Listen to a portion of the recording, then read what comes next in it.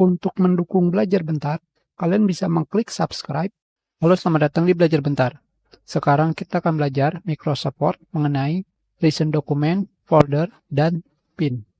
Ketika kalian baru membuka Microsoft Word, pada bagian bawah di sini terdapat yang namanya tab Recent. Pada tab Recent ini terdapat semua file dokumen yang pernah kalian buka. Dan di sebelah kanannya ini adalah tab Pin, di mana semua daftar dokumen yang kalian pin bisa kalian temukan di sini.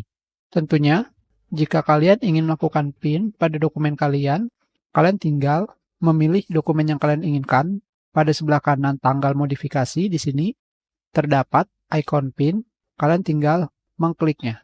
Jika sudah seperti ini, kalian akan menemukannya di dalam grup tab pin di sini.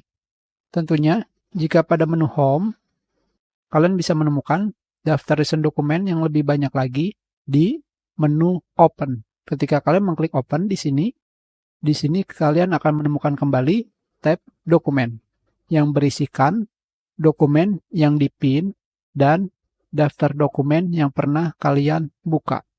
Tidak hanya itu, pada bagian tab Folder di sini kalian bisa menemukan daftar folder yang pernah kalian buka.